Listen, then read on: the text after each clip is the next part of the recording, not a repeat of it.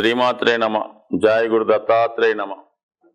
శ్రీ క్రోధినామ సంవత్సర ఫలితాలు కర్కాటక రాశి వారికి ఏ విధంగా ఉండబోతున్నాయి అన్న విషయాన్ని ఈ వీడియోలో మనం తెలుసుకుందాం.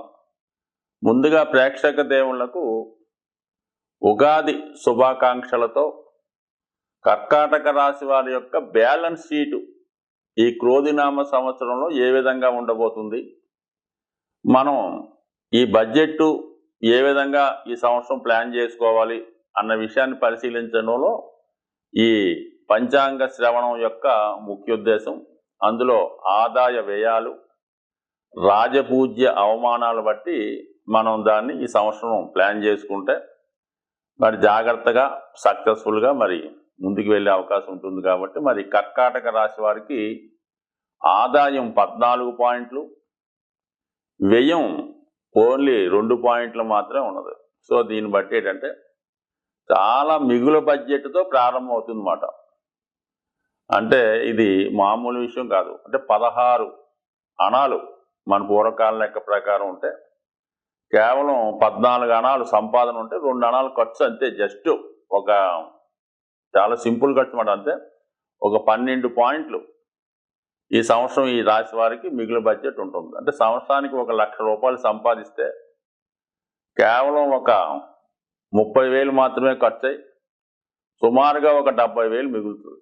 సో ఈ కారణం వల్ల ఈ సంవత్సరం ఈ జాతకులు జాగ్రత్తగా ప్లాన్ చేసుకుంటే గతంలో ఉన్నటువంటి రుణాల నుంచి బయటపడే అవకాశం ఉన్నది. అలాగే ఏదన్నా ఒక పెద్ద ప్లాన్ వేసుకోవచ్చు. గృహం కట్టుకుందామా, ఇల్లు కట్టుకోవడం కానీ, పెళ్లి చేయడం కానీ, పిల్లల్ని విదేశం పంపడం కానీ, మొత్తం మీద ఫైనాన్స్ విషయంలో మాత్రం చాలా అనుకూలంగా ఉన్నది. అంటే ఒక విధంగా ఎలా ఉంటుందంటే ఆదాయ వ్యయాలు బడ్జెట్ చేసినప్పుడు మన సంపాదన లేకపోయినా అప్పు రూపంలో కూడా పుట్టే అవకాశం ఉంది. అంటే రుణగ్రస్తులు అవ్వడం జరుగుతుంటుంది. ఆ విధంగా కావడం వల్ల కంప్లీట్గా మీరు మరి వచ్చిన ఆదాయాన్ని కంప్లీట్గా ప్లాన్ చేసుకోండి. ఎట్టి పరిస్థితుల్లో కూడా అప్పు చేసే ప్రయత్నం చేయక్కర్లేదు. సమయానికి మీ కష్టసాధ్యం ప్రకారం భగవంతుడు మీకు ఇవ్వడం జరుగుతుంది. కాబట్టి ఈ సంవత్సరం ఫైనాన్స్ పరంగా ఏమీ మీరు ఆదుర్దా పడవద్దు.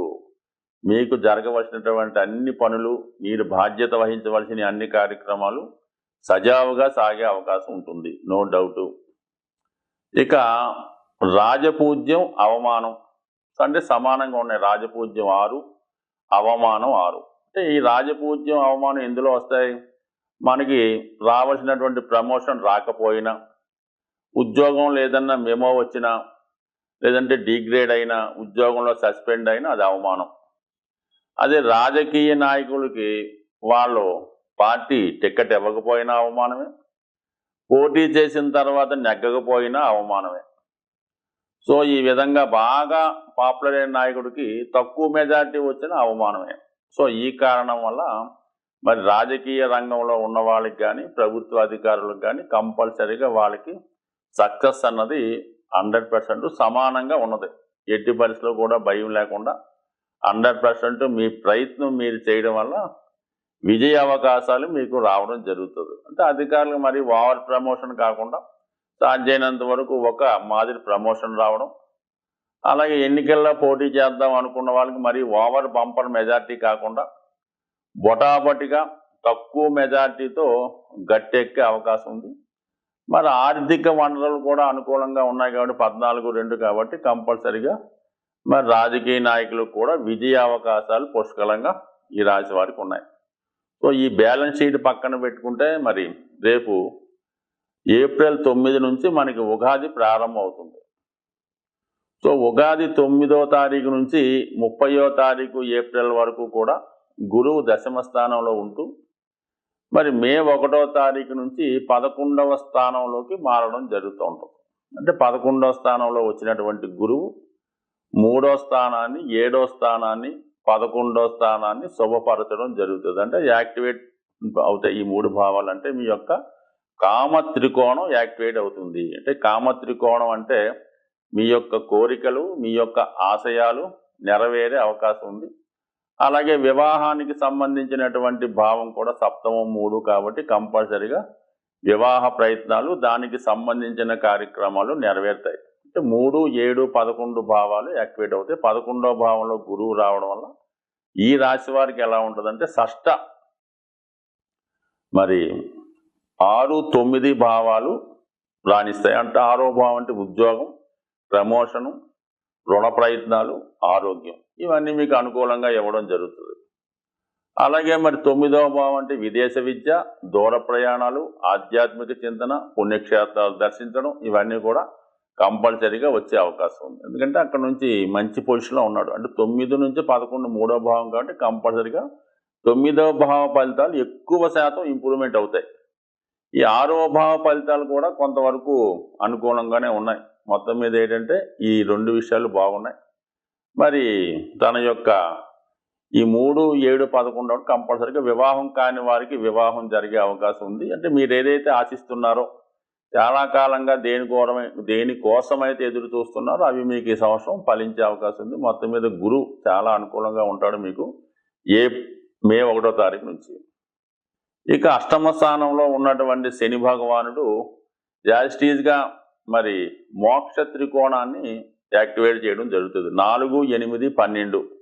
సో ఈ కారణం వల్ల ఏంటంటే ఎవరైనా ఆధ్యాత్మిక చింతనలో ఉన్నవాడు కొద్దిగా వాళ్ళ బాధ్యతలు పూర్తిగా తీరిన తర్వాత వాళ్ళు ప్రశాంతమైన జీవితం గడపాలనుకుంటే ఉన్న ప్లేస్ నుంచి చేంజ్ చేయడం జరుగుతుంది. కంపల్సరీగా మీరు ఉన్న ప్లేస్ విడిచిపెట్టి వేరే ప్లేస్లోకి మారడం జరుగుతుంది. అది ఆధ్యాత్మిక కేంద్రమా, లేదంటే ఏదైనా ఓల్డ్ ఏజ్ హోమా, లేదంటే ఏదన్నా ప్రశాంతమైనటువంటి దూర ప్రాంతంలో ఉన్నటువంటి ప్లేస్ అన్నది మీ యొక్క స్థాయిని బట్టి మీరు చేసే పనులను బట్టి రావడం జరుగుతుంది. బట్ ఏదైనా తప్పనిసరిగా ఈ రాశి వారు ప్రశాంతమైన జీవితం కోసం వేరే ప్రాంతానికి మారడం జరుగుతుంది. అది కేవలం బాధ్యతలు తీరిపోయిన వాళ్ళకి మాత్రమే, అది ఏజ్తో సంబంధం లేదు.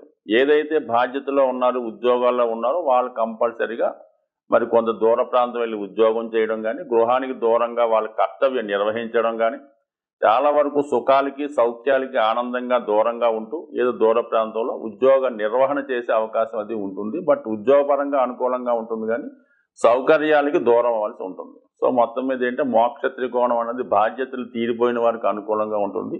వృత్తిలో ఉన్నవాళ్ళు కష్టపడవలసి ఉంటుంది. ఇక 9వ స్థానంలో ఉన్నటువంటి రాహు, ధర్మ త్రికోణాన్ని రాహు యాక్టివేట్ చేయడం వల్ల, మరి రాహు ఇండీసెంట్ ప్లానెట్ అవ్వడం వల్ల అనవసర ఆలోచనలు, వ్యసనాల మీదకి వ్యామోహం, అటువంటి వ్యక్తులు పరిచయం, మిమ్మల్ని ప్రలోభ పెట్టడం, ధర్మ మార్గాన్ని విడిచిపెట్టి అధర్మ మార్గంలోకి వెళ్ళేలా మిమ్మల్ని ప్రేరేపించడం జరుగుతూ ఉంటుంది. సో ఈ కారణం వల్ల మీరు ఎట్టి పరిస్థితుల్లో కూడా అటువంటి ఆలోచనలు ఉన్నటువంటి వ్యక్తులకు దూరంగా ఉండడం, అటువంటి ప్రదేశాలకి వెళ్లకుండా సాధ్యతకు నియంత్రించుకుంటే కంపల్సరీగా రాహు మిమ్మల్ని కంట్రోల్లో పెట్టి మీరు మీ ధర్మాన్ని, మీ కర్తవ్యాన్ని నిర్వహించే విధంగా ఉండే అవకాశం ఉంటుంది. కాబట్టి ఎట్టి పరిస్థితులు కూడా ప్రలోభాలకి లొంగకండి, వ్యసనాలకి వాటి జోలికి వెళ్ళొద్దు, ఈజీ మనీ కోసం పాటుపడద్దు. కేవలం నిజాయితీగా ధర్మ మార్గంగా కర్కాటక రాశి వారు స్వభావ సిద్ధంగా వాళ్ళ ఆలోచన ఏ విధంగా ఉంటుందో ఆ విధంగానే వెళ్ళండి తప్ప దీన్ని ఏమాత్రం కూడా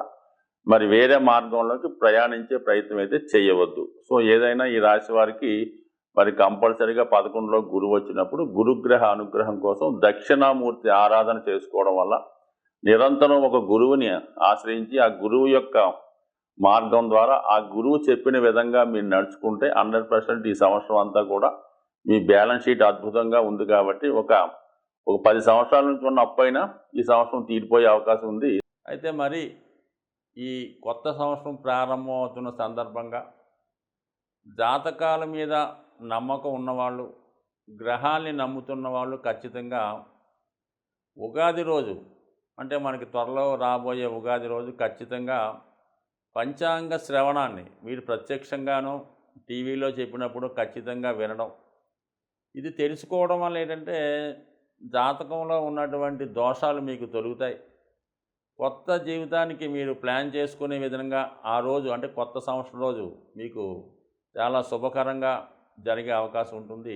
కాబట్టి ఖచ్చితంగా ప్రతి ఒక్కరు కూడా ఉగాది రోజు సాధ్యమైనంత వరకు కూడా ఈ పంచాంగ శ్రవణాన్ని ఏదైనా దేవాలయంలో కానీ తప్పనిసరి పరిస్థితుల్లో టీవీలోనే వినే ప్రయత్నం చేయండి. సాధారణంగా ఈ వానఫలాలు ఎంతసేపు కూడా మొత్తం మీద ప్రపంచంలో ఉన్నటువంటి జనాభా అంతా కూడా కేవలం 12 రాశుల్లోనే ఉంటారు. కొత్తగా ఏ రాశులు ఉండవు. ఎవరన్నా ఈ రాశుల్లో జన్మించవలసిందే.